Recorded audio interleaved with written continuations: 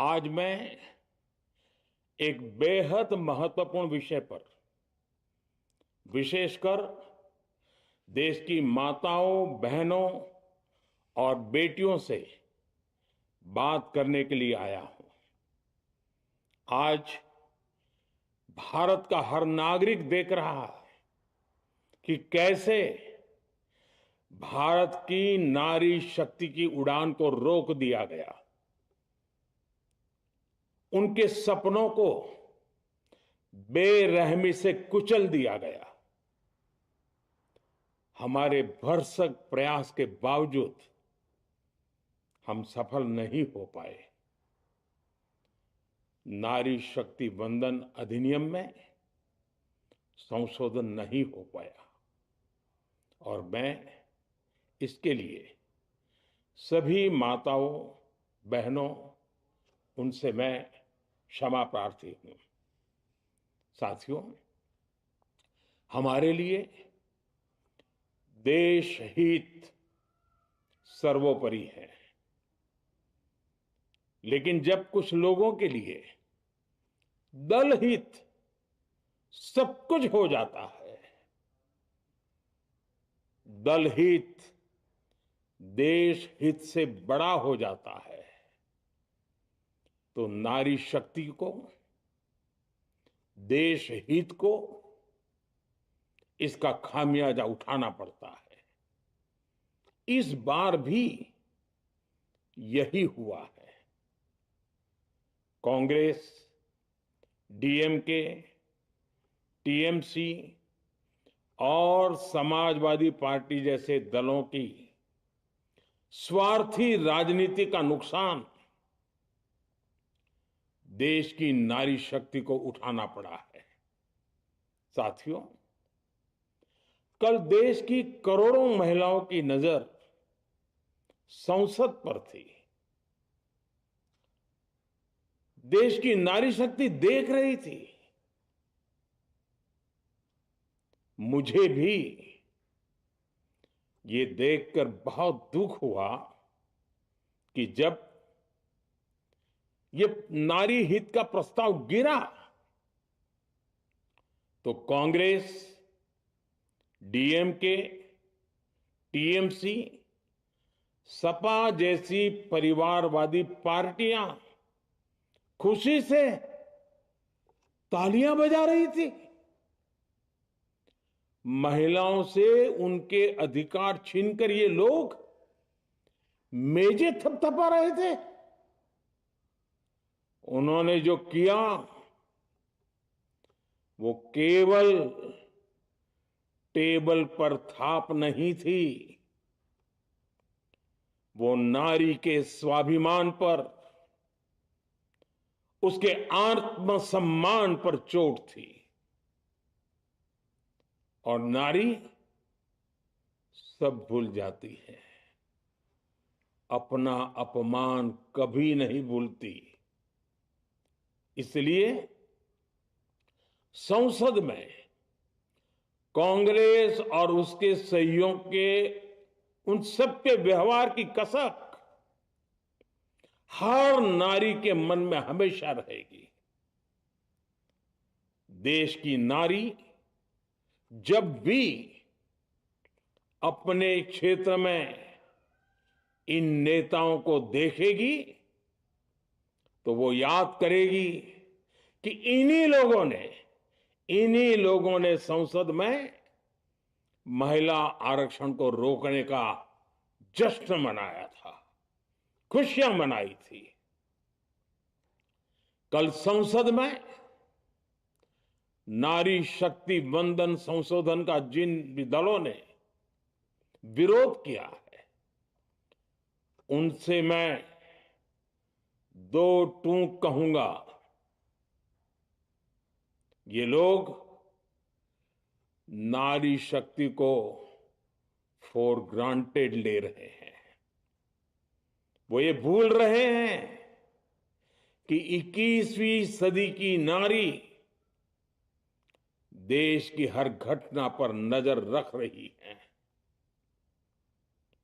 वो उनकी मंशा भांप रही है और सच्चाई भी भली भांति जान चुकी है। इसलिए महिला आरक्षण विरोध करके जो पाप विपक्ष ने किया है, इसकी उन्हें सजा जरूर मिलेगी। इन दलों ने संविधान निर्माताओं की भावनाओं का भी अपमान किया है और जनता द्वारा इसकी सजा से भी वो बच नहीं पाएंगे। साथियों, सदन में नारी शक्ति वंदन संशोधन किसी से भी कुछ छीनने का नहीं था।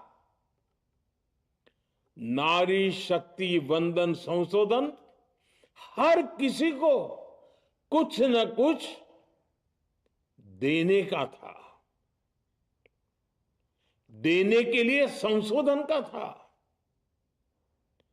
ये 40 साल से लटके हुए नारी के हक को 2029 के अगले लोकसभा चुनाव से उसका हक देने का संशोधन था। नारी शक्ति वंदन संशोधन 21वीं सदी के भारत की नारी को नए अवसर देने, नई उड़ान देने, उसके सामने से बाधाएं हटाने का महायज्ञ था। देश की 50% यानी आधी आबादी को उसका अधिकार देने का साफ नियत के साथ, ईमानदारी के साथ किया गया एक पवित्र प्रयास था। नारी को भारत की विकास यात्रा में सहयात्री बनाने और सबको जोड़ने का प्रयास था। नारी शक्ति वंदन संशोधन समय की मांग है। नारी शक्ति वंदन संशोधन उत्तर, दक्षिण, पूरब, पश्चिम सभी राज्यों की, हर राज्य की शक्ति में समान वृद्धि का प्रयास था। ये संसद में सभी राज्यों की आवाज को अधिक शक्ति देने का प्रयास था। राज्य छोटा हो, राज्य बड़ा हो, राज्य की आबादी कम हो या राज्य की आबादी ज्यादा हो, सबकी समान अनुपात में शक्ति बढ़ाने की कोशिश थी। लेकिन इस ईमानदार प्रयास की कांग्रेस और उसके सहयोगियों ने सदन में पूरे देश के सामने भ्रूण हत्या कर दी है, भ्रूण हत्या कर दी है। ये Congress, TMC, Samajwadi party, DMK जैसे दल इस भ्रूण हत्या के गुनहगार हैं। ये देश के संविधान के अपराधी हैं। ये देश की नारी शक्ति के अपराधी हैं। साथियों, कांग्रेस महिला आरक्षण के विषय से ही नफरत करती है। उसने हमेशा से ही महिला आरक्षण को रोकने के लिए षड्यंत्र किए हैं। इस दिशा में पहले जितनी बार भी प्रयास हुए, हर बार कांग्रेस ने इसमें रोड़े अटकाए हैं। इस बार भी कांग्रेस और उसके साथियों ने महिला आरक्षण को रोकने के लिए एक के बाद एक नए झूठ का सहारा लिया। कभी संख्या को लेकर, कभी किसी और तरीके से कांग्रेस और उसके साथियों ने देश को गुमराह करने की कोशिश की।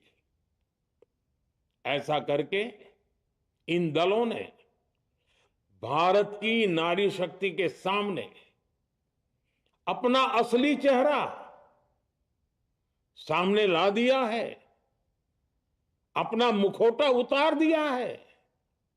साथियों, मुझे व्यक्तिगत तौर पर आशा थी कि कांग्रेस अपनी दशकों पुरानी गलती सुधारेगी। कांग्रेस अपने पापों का प्रायश्चित करेगी। लेकिन कांग्रेस ने इतिहास रचने का, महिलाओं के पक्ष में खड़े होने का अवसर खो दिया। कांग्रेस खुद देश के अधिकांश हिस्सों में अपना वजूद खो चुकी है। कांग्रेस परजीवी की तरह क्षेत्रीय दलों की पीठ पर सवार होकर खुद को जिंदा रखे हुए है। लेकिन कांग्रेस ये भी नहीं चाहती कि क्षेत्रीय दलों की ताकत बढ़े। इसलिए कांग्रेस ने इस संशोधन का विरोध करवाकर अनेक क्षेत्रीय दलों के भविष्य को अंधकार में धकेलने का राजनीतिक षड्यंत्र किया है। साथियों, Congress, Samajwadi party, DMK, TMC और दूसरी पार्टियां इतने वर्षों से हर बार वही बहाने, वही कुतर्क गढ़ते आए हैं, बनाते आए हैं। कोई न कोई टेक्निकल पेंच फंसाकर ये महिलाओं के अधिकारों पर डाका डालते रहे हैं। देश राजनीति का ये भद्दा पैटर्न बराबर समझ चुका है और उसके पीछे की वजह भी जान चुका है। भाइयों बहनों, नारी शक्ति वंदन अधिनियम के विरोध की एक बड़ी वजह है इन परिवारवादी पार्टियों का डर। इन्हें डर है अगर महिलाएं सशक्त हो गई तो इन परिवारवादी पार्टियों का नेतृत्व खतरे में पड़ जाएगा। ये कभी नहीं चाहेंगे कि उनके परिवार के बाहर की महिलाएं आगे बढ़े। आज पंचायतों में, लोकल बॉडीज में जिन हजारों लाखों महिलाओं ने अपनी क्षमता को साबित किया है, जब आगे बढ़कर लोकसभा और विधानसभाओं में आना चाहती हैं, देश की सेवा करना चाहती है, परिवारवादियों के भीतर उनसे असुरक्षा की भावना बैठी हुई है।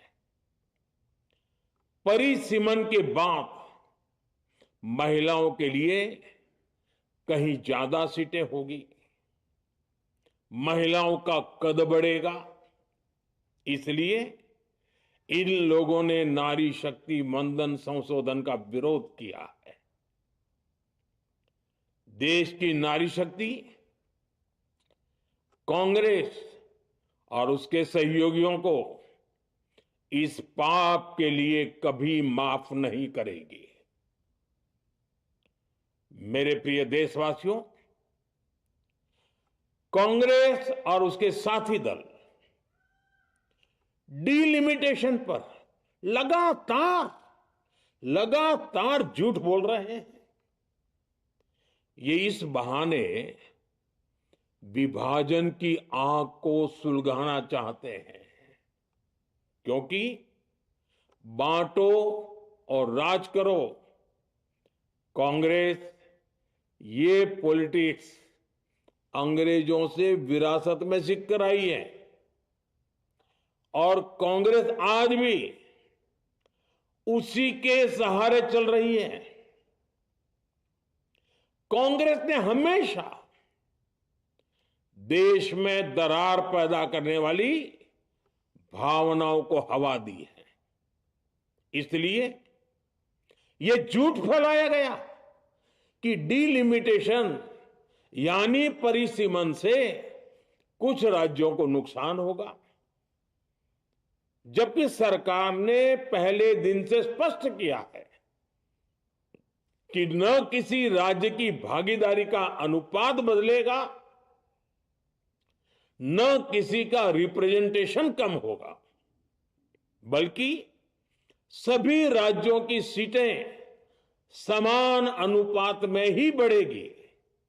फिर भी कांग्रेस, डीएमके, टीएमसी और समाजवादी पार्टी जैसे दल इसे मानने को तैयार नहीं हुए। साथियों, ये संशोधन बिल सभी दलों और सभी राज्यों के लिए एक मौका था, एक अवसर था। ये बिल पास होता तो तमिलनाडु, बंगाल, यूपी, केरला हर राज्य की सीटें बढ़ती, लेकिन अपनी स्वार्थी राजनीति की वजह से इन दलों ने अपने राज्यों के लोगों को भी धोखा दे दिया। जैसे कि डीएमके के पास मौका था कि वो और ज्यादा तमिल लोगों को सांसद विधायक बना सकती थी, तमिलनाडु की आवाज और मजबूत कर सकती थी, लेकिन उसने वो मौका खो दिया।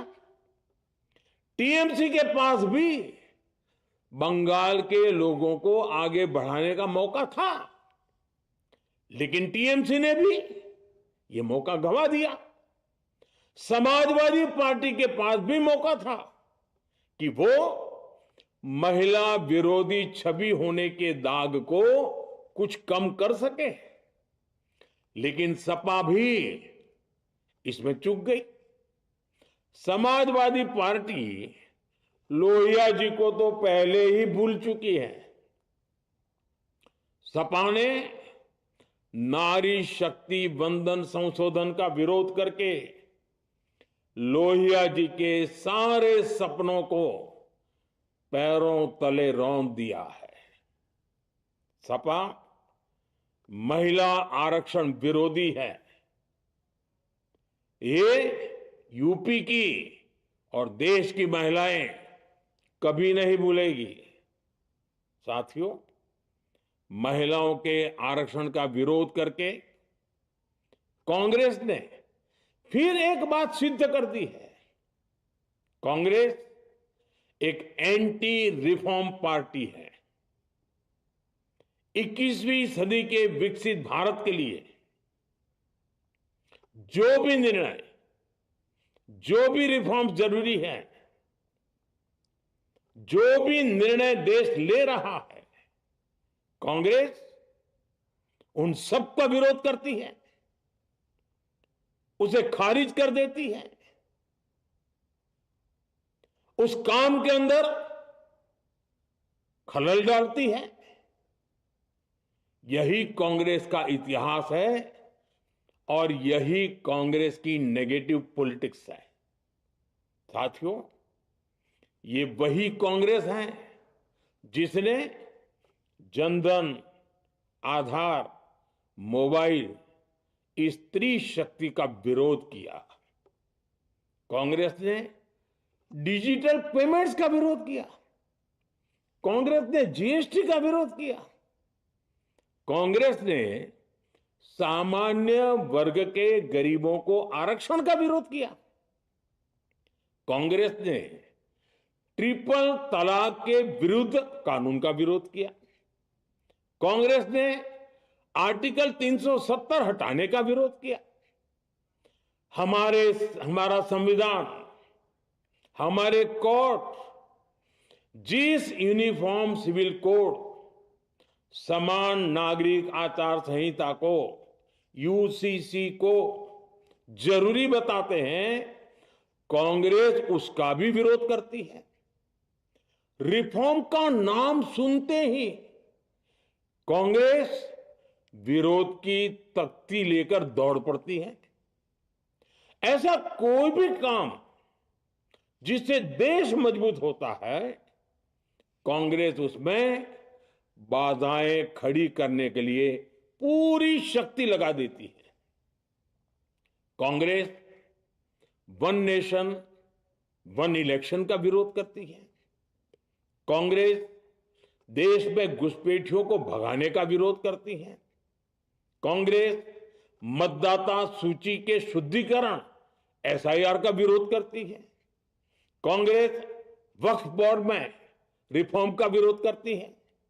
साथियों, कांग्रेस ने शरणार्थियों को सुरक्षा देने वाले सीएए कानून तक का विरोध किया। इस पर झूठ बोलकर, अफवाहें फैलाकर देश में बवंडर खड़ा कर दिया। कांग्रेस माओवादी नक्सली हिंसा को समाप्त करने के देश के प्रयासों में भी रुकावटें डालती है। कांग्रेस का एक ही पैटर्न रहा है, कोई भी रिफॉर्म आए तो झूठ बोलो, भ्रम फैलाओ। इतिहास साक्षी है, कांग्रेस ने हमेशा यही नेगेटिव रास्ता चुना है। साथियों, जो भी कार्य देश के लिए जरूरी फैसला होता है, कांग्रेस इसको कारपेट के नीचे डाल देती है। कांग्रेस के इसी रवैये की वजह से भारत विकास की उस ऊंचाई पर नहीं पहुंच पाया जिसका भारत हकदार है। आजादी के समय उस दौर में हमारे साथ और भी कई देश आजाद हुए थे। ज्यादातर देश हमसे बहुत आगे निकल गए और इसकी वजह थी कि कांग्रेस हर रिफॉर्म को रोककर बैठी रही। लटकाना, भटकाना, अटकाना, यही कांग्रेस का सिद्धांत रहा है, यही कांग्रेस का वर्क कल्चर रहा है।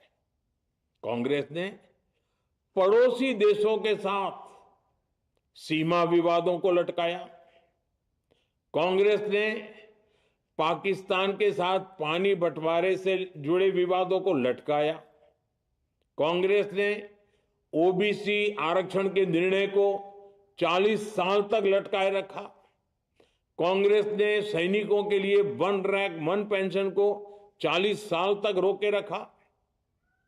साथियों, कांग्रेस के इस रवैये ने हमेशा देश का बहुत बड़ा नुकसान किया है।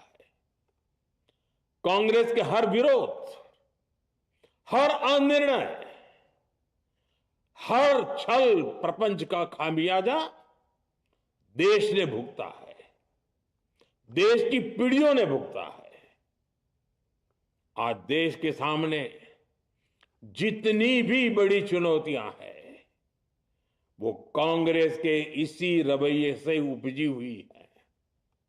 इसलिए ये लड़ाई सिर्फ एक कानून की नहीं है, ये लड़ाई कांग्रेस की उस एंटी रिफॉर्म मानसिकता के साथ है जिसमें सिर्फ नेगेटिविटी है, नकारात्मकता है।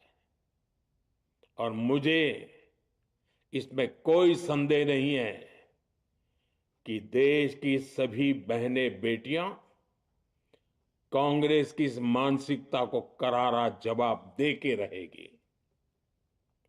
साथियों, कुछ लोग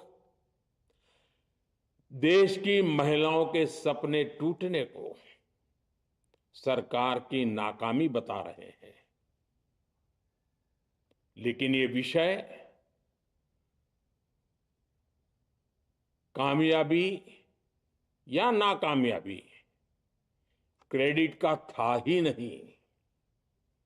मैंने संसद में भी कहा था, आधी आबादी को उनका हक मिल जाने दीजिए, मैं इसका क्रेडिट विज्ञापन छपवाकर विपक्ष के सभी लोगों को दे दूंगा। लेकिन महिलाओं को दकियानुसी सोच से देखने वाले फिर भी अपने झूठ पर अड़े रहे, कायम रहे। साथियों, नारी शक्ति को भागीदारी दिलाने की लड़ाई दशकों से चल रही है। वर्षों से मैं भी इसके लिए प्रयास करने वालों में से एक हूं। कितनी ही महिलाएं ये विषय मेरे सामने उठाती रही हैं। कितनी ही बहनों ने पत्र के द्वारा मुझे सारी बातें बताई हैं। मेरे देश की माताएं, बहनें, बेटियां, मैं जानता हूं आज आप सब दुखी हैं। मैं भी आपके इस दुख में दुखी हूं। आज भले ही बिल पास कराने के लिए जरूरी 66% वोट हमें नहीं मिला हो, लेकिन मैं जानता हूं देश की 100%, 100% नारी शक्ति का आशीर्वाद हमारे साथ है। मैं देश की हर नारी को विश्वास दिलाता हूं, हम महिला आरक्षण के रास्ते में आने वाले हर रुकावट को खत्म करके रहेंगे, हटा करके रहेंगे। हमारा हौसला भी बुलंद है, हमारी हिम्मत भी अटूट है और हमारा इरादा भी अड़िग है। महिला आरक्षण का विरोध करने वाली पार्टियां ये देश की नारी शक्ति को संसद और विधानसभाओं में उनकी भागीदारी बढ़ाने से कभी भी रोक नहीं पाएंगे। सिर्फ वक्त का इंतजार है। नारी शक्ति के सशक्तिकरण का बीजेपी एनडीए का संकल्प अक्षुण्ण है। कल हमारे पास संख्या बल नहीं था, लेकिन इसका मतलब ये नहीं है कि हम हार गए। हमारा आत्मबल अजेय है। हमारा प्रयास रुकेगा नहीं, हमारा प्रयास थमेगा नहीं। हमारे पास आगे अभी और मौके आएंगे। हमें आधी आबादी के सपनों के लिए, देश के भविष्य के लिए इस संकल्प को पूरा करना ही है। आप सबका बहुत बहुत धन्यवाद।